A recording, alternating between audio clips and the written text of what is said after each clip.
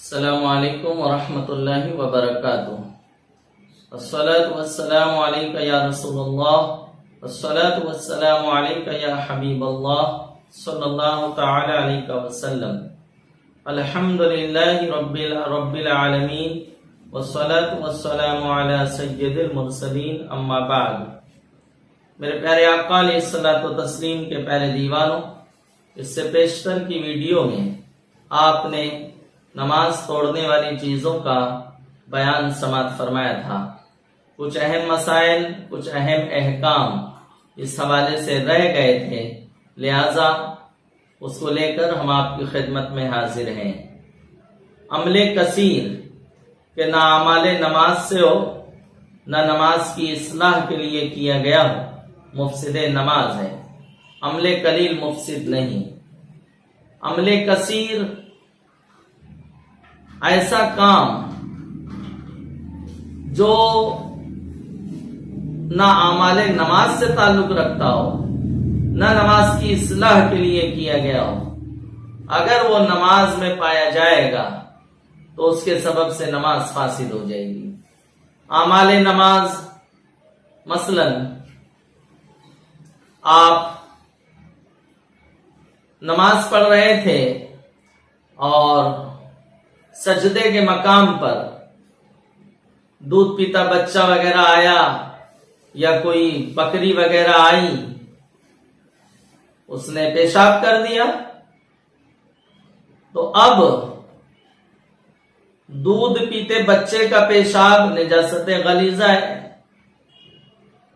اب آپ وہاں سجدہ کریں گے اور 1 درہم سے زیادہ آپ کے لباس یا بدن پر اس کا پیشاب لگ گیا، یا حلال جانور کا پیشاب، جیسے میں نے بکری کی مثال دے دی ہے، تو نجاست خفیفہ ہے۔ لباس یا بدن کے جس حصے میں لگا، اگر 1/4 سے کم ہے تو معاف ہے، 1/4 کے برابر یا اس سے زیادہ ہے تو بغیر دھلے نماز نہیں ہوگی۔ تو دودھ پیتے بچے کی بات کر لیتے ہیں، اس نے پیشاب کر دیا، تو اب ظاہر سی بات ہے آپ سجدے میں جائیں گے تو آپ کا ہاتھ ٹکے گا، گھٹنا ٹکے گا، چہرہ، ناک، پیشانی وہاں لگے گی، اور اس حصے پر پیشاب ہے تو درہم سے زیادہ لگ جائے گا تو دھونا فرض ہوگا، برابر لگ جائے گا تو واجب ہو جائے گا۔ تو نماز آپ کیسے پڑھ سکیں گے؟ تو اب آپ اپنی نماز بچانے کے لیے چند قدم چل سکتے ہیں۔ اس کی مقدار کیا ہے؟ تو فرمایا 2 صف کے اندر اتنا چلنے کی اجازت ہے حالت نماز میں۔ دائیں بائیں بھی اس طرح سے چل سکتا ہے اور سمت قبلہ کی جانب بھی اس طرح سے چل سکتا ہے۔ تو یہ چلنا نماز کی حفاظت کے لیے، نماز کی اصلاح مقصود ہے۔ تو اب اگر کوئی دیکھے گا تو وہاں یہ حکم نہیں آئے گا کہ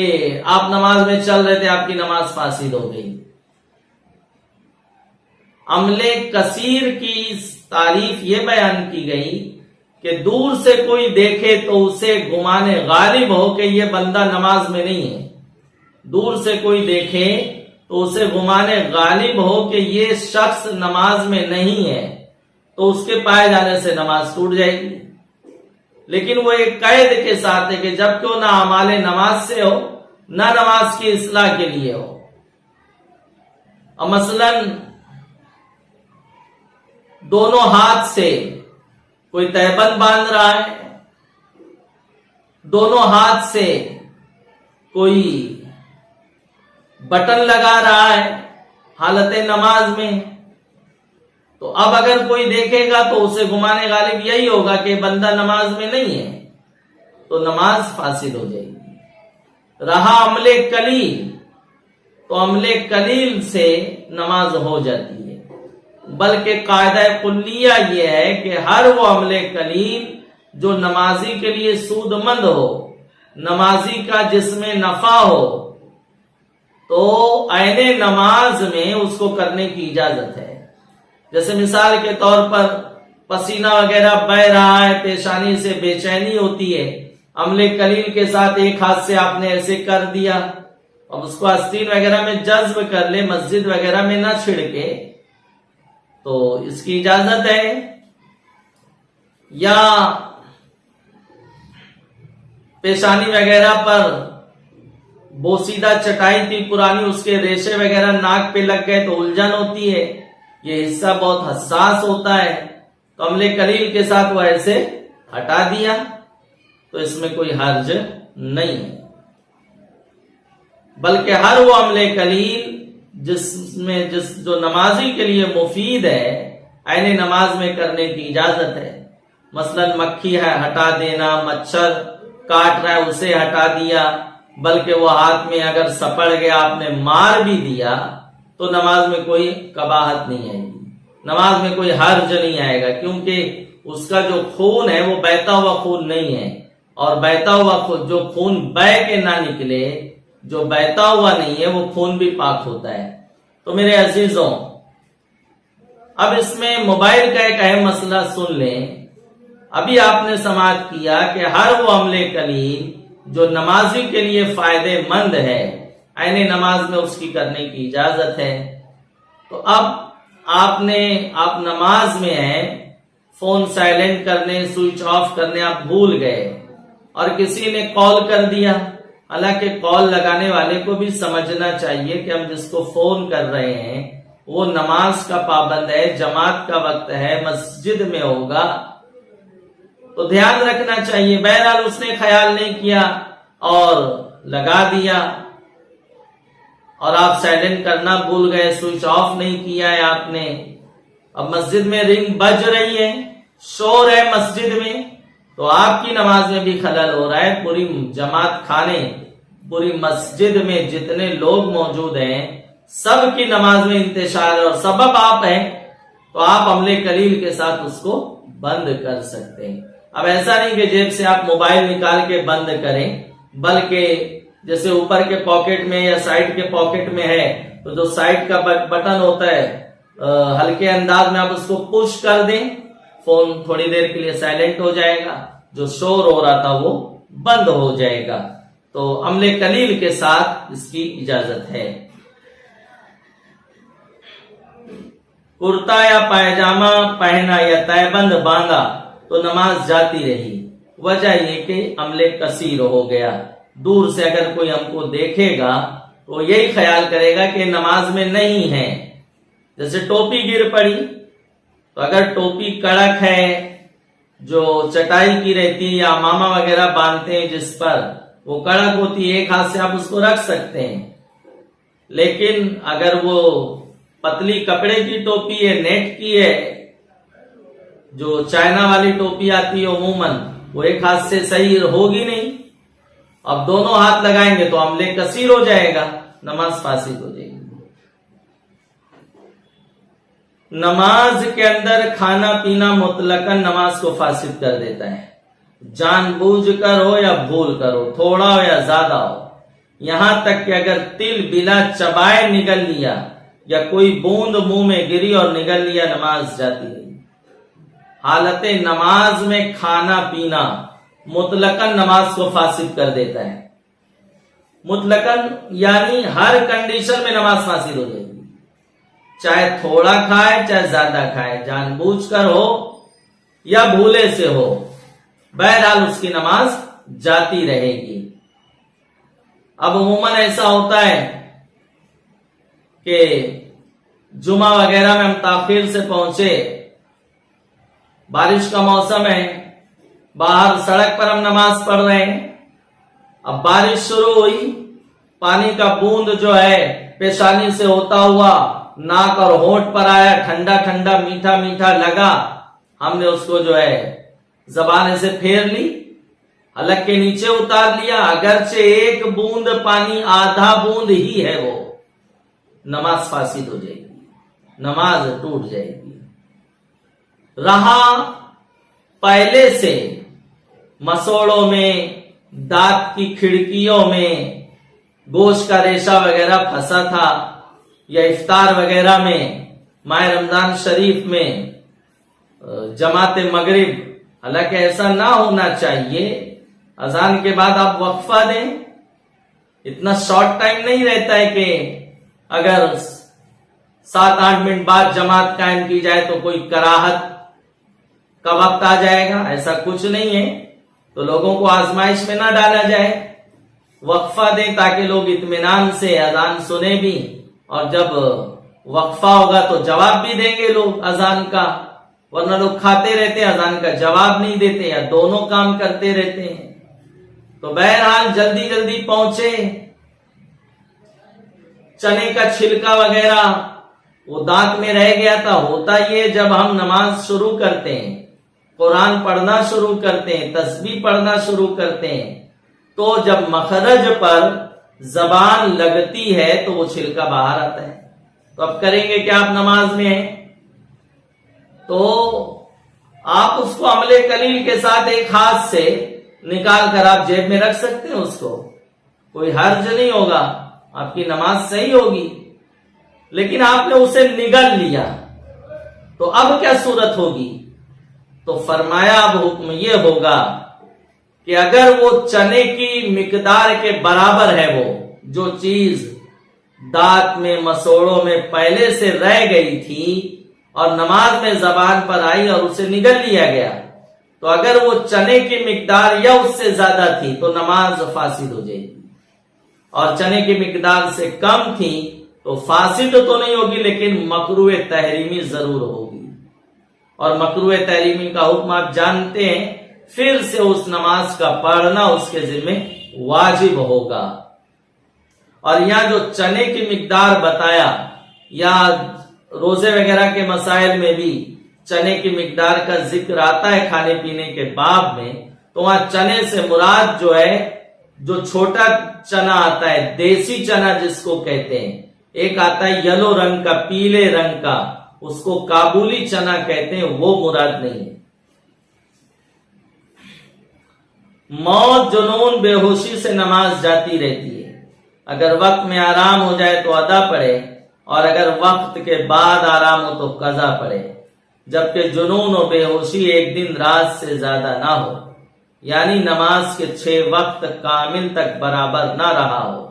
اگر 6 وقت کامل تک برابر رہے قضا واجب نہیں۔ حالت نماز میں کسی کو موت آ گئی، سبحان اللہ، بہت پیاری موت ہے، اللہ ایسی موت سب کو نصیب فرمائے، لیکن اس نماز پہ حکم یہ ہوگا کہ وہ اس کی نماز موت کے سبب سے ٹوٹ جائے گی۔ آئیے دوسرے موضوع پہ بات کرتے ہیں، جنون۔ یا حالت نماز میں کوئی بے ہوش ہو گیا تو نماز جاتی رہی۔ اب اگر وقت کے اندر اسے آرام ہو جاتا ہے تو بنیت ادا اسے پھر سے ادا کرے گا، پڑھے گا، اور وقت کے بعد اسے آرام ہوتا ہے تو بنیت قضا پڑے گا۔ اور اگر 6 وقت کامل اسی میں گزر گیا، جیسے کوئی بے ہوش ہوا، فجر کا وقت گزرا، ظہر، عصر، مغرب، عشاء کا وقت گزرا، 5 وقت، دوسرے دن بھی فجر کا وقت گزر گیا اور وہ ہوش میں نہیں آیا، تو اب یہ 6 نمازیں، اور اس بے ہوشی میں جتنی نمازیں جائیں گی، ہوش میں آنے کے بعد ان ساری نمازوں کی قضائیں اس پر معاف ہوگی۔ ان تمام نمازوں کی قضا کا ان تمام نمازوں کے حوالے سے حکم یہ ہوگا کہ اس کی قضا اس پر لازم نہیں آئے گی، کیونکہ 6 نماز کا وقت اس حالت میں گزر جائے جس میں نماز پڑھنے سے وہ قاصر ہے، جیسے بے ہوش ہے، یا کبھی کبھی کسی کا ایکسیڈنٹ ہو جاتا ہے، کوما میں چلے جاتے ہیں، 2 مہینہ 6 ماہ کوما میں رہے، اب ہوش میں آیا تو وہ سال 6 مہینہ جتنا بے ہوشی میں گزرا ہے ان سب کی قضائیں بھی اس پر معاف ہوگی۔ لیکن ہاں، اگر چھٹی کا وقت، جیسے فجر میں بے ہوش ہوا، نماز میں ہوا ہو یا نماز سے پہلے ہوا ہو، فجر کے وقت بے ہوش ہوا، اور دوسرے دن کا فجر کا وقت آیا، ابھی سورج طلوع نہیں ہوا تھا کہ ہوش میں آ گیا، تو اب یہ فجر کی قضا، معاف کیجیے گا، 5 وقت کی نماز جو قضا ہوئی ہے گزرے ہوئے دن کی، وہ قضا اس پر ادا کرنا فرض ہوگا۔ اور آج کی فجر بھی وہ ادا کرے گا، کیونکہ چھٹی کا وقت ختم ہونے سے پہلے اگر ہوش میں آ گیا، جنونی کیفیت پاگل پن جاتا رہا تو جو نمازیں قضا ہوئی ہیں ان کی قضا کا حکم دیا جائے گا، اسے ادا کرنا ہوگا، اور چھٹی کا وقت بھی اسی حالت میں گزر گیا تو اب قضائیں معاف ہو جائیں گی۔ قصدن وضو توڑا یا کوئی سبب غسل پایا گیا، نماز جاتی رہی۔ حالت نماز میں جان بوجھ کر کسی نے وضو توڑ دیا تو نماز ٹوٹ جائے گی۔ خود بخود وضو ٹوٹا تو نماز نہیں جائے گی، وہ وضو کر کے آئے، جہاں سے چھوڑا تھا وہاں سے شروع کرے، لیکن یہ اتنا آسان نہیں ہے، اس کی قریب جو ہے 13 سے 14 شرطیں ہیں، اسے کہتے ہیں بنا کرنا، تو وہ ساری شرائط پائے جائیں گے تو اس کی اجازت ہے کہ جہاں سے چھوڑا ہے وہیں سے کنٹینیو کرے، وہیں سے پڑھے۔ لیکن یہ بھی فرمایا بار شریعت میں کہ اگرچہ وہ ساری شرطیں پائی جا رہی ہیں پھر بھی نئے سرے سے پڑھنا یہی بہتر ہے۔ کسی رکن کو ترک کیا جبکہ اس کو اسی نماز میں ادا نہ کر لیا ہو، نماز جاتی رہی۔ حالت نماز میں کوئی رکن ہم سے ترک ہو گیا، رہ گیا ادائیگی سے، جیسے مثال کے طور پر ہم سجدے میں گئے اور سو گئے، سجدے میں ابھی سر بھی نہیں رکھا تھا کہ سو گیا، یا قیام میں سوتا رہا، تو جو رکن سوتے میں ادا کیا گیا وہ مانا نہیں جائے گا۔ اب وہ سوچتا ہے کہ یہ تو ہو گیا اور کنٹینیو نماز کو کیا تو اس کی نماز نہیں ہوگی، کیونکہ سوتے میں جو رکن ادا کیا گیا وہ رکن مانا نہیں جائے گا۔ تو کسی رکن کو ترک کیا جبکہ اس کو اسی نماز میں ادا نہ کر لیا ہو، نماز جاتی رہی۔ یا ایک عام سی بات ہے کہ کسی رکعت میں ایک ہی سجدہ کیا تو فرمایا جب یاد آئے ایک سجدہ کر لے، دوسری رکعت میں یاد آیا یا تیسری میں یاد آیا یا قاعدہ آخرہ میں بیٹھنے کے بعد یاد آیا کہ ہم نے فلاں رکعت میں ایک ہی سجدہ کیا ہے، تو ایک سجدہ کر لے گا اور اس کے بعد سجدہ سہو کے ساتھ وہ اپنی نماز پوری کرے گا۔ سجدہ سہو اس لیے ہوگا کہ واجب کی ادائیگی میں، فرض کی ادائیگی میں دو فرض کے درمیان اگر 3 سبحان اللہ کی تاخیر ادائیگی میں اتنا وقفہ گزرے تو سجدہ سہو واجب ہو جاتا ہے۔ بلا عذر نماز کی کسی شرط کو ترک کیا، نماز جاتی ہے۔ جو شرائط نماز ہے، طہارت، ستر عورت، وقت، استقبال قبلہ، نیت، تکبیر تحریمہ، تو ان شرائط میں سے کوئی شرط اگر بلا عذر شرعی ترک ہوئی تو نماز نہیں ہوگی، اور اگر عذر شرعی کے سبب سے ترک ہوئی ہے تو بہرحال اس کی نماز ہو جائے گی۔ جیسے کوئی اتنا معذور ہے کہ زخم سے کثرت سے خون بہتا ہے، اب وہ مریض کو جس بچھونے پر لٹایا گیا ہے بیڈ پر وہ خون آلودہ ہے، نجس ہو گیا ہے وہ، تو اب وہ جانتا ہے کہ اگر اسے بدلا جائے تو پڑھتے پڑھتے دوبارہ اتنا ہی نجس ہو جائے گا، جیسے درہم سے زیادہ خون لگ گیا ہے یا درہم کے برابر لگ گیا ہے تو بھی دھونا واجب ہے، درہم سے زیادہ لگ گیا ہے تو دھونا فرض ہے۔ اب وہ جانتا ہے کہ نماز پڑھتے پڑھتے دوبارہ اتنا ہی نجس ہو جائے گا تو دھونا نہیں دھونا، بدلنا نہیں بدلنا، دونوں برابر ہوا، یا اتنی جلدی نجس تو نہیں ہوگا لیکن کپڑا بدلنے سے مریض کو شدت کی تکلیف ہوگی تو اب نہیں بدلا جائے گا، اب اس کی نماز اسی نجس بچھونے پر ہو جائے گی۔ اگرچہ مصلی نجس ہو جائے اس کی نماز ہو جائے گی، لیکن اس کنڈیشن کے ساتھ جو میں نے عرض کی۔ تو یہاں عذر کے سبب سے طہارت کی جو شرط ہے وہ نہیں پائی جا رہی لیکن نماز ہو جائے گی. لیکن بغیر عذر شرعی کے اگر کوئی شرائط میں سے کوئی شرط چھوٹتا ہے یا فرائض میں کوئی فرض رہ جاتا ہے تو بہرحال نماز نہیں ہوگی. قاعدہ آخرہ کے بعد سجدہ نماز یا سجدہ تلاوت یاد آیا، اس کو ادا کیا اور ادا کرنے کے بعد پھر قاعدہ نہ کیا تو نماز نہ ہوئی. قاعدہ آخرہ میں یاد آیا کہ میں نے آیت سجدہ پڑھی تھی تو سجدہ تلاوت کیا، سجدہ تلاوت کرنے کے بعد دوبارہ اسے قاعدہ کرنا ہوگا. اگر وہ سوچے پہلا جو قاعدہ کر لیا وہی آخرہ ہے تو وہ مانا نہیں جائے گا. اگر سجدہ تلاوت کے بعد قاعدہ آخرہ نہیں کرتا ہے اور سلام پھیر دیتا ہے تو نماز فاسد ہو جائے گی. میرے پیارے آقا علیہ السلام کے پیارے دیوانوں، یہ مزید چند باتیں تھیں جن کے سبب سے نماز ٹوٹ جاتی ہے، جن کے پائے جانے سے نمازی نماز سے نکل جاتا ہے، میں نے آپ کے سامنے پیش کی. اللہ تعالی مسائل شرعیہ کی سمجھ عطا فرمائے، نماز کی محافظت کی ہمیں خوب توفیق عطا فرمائے. السلام علیکم ورحمۃ اللہ وبرکاتہ.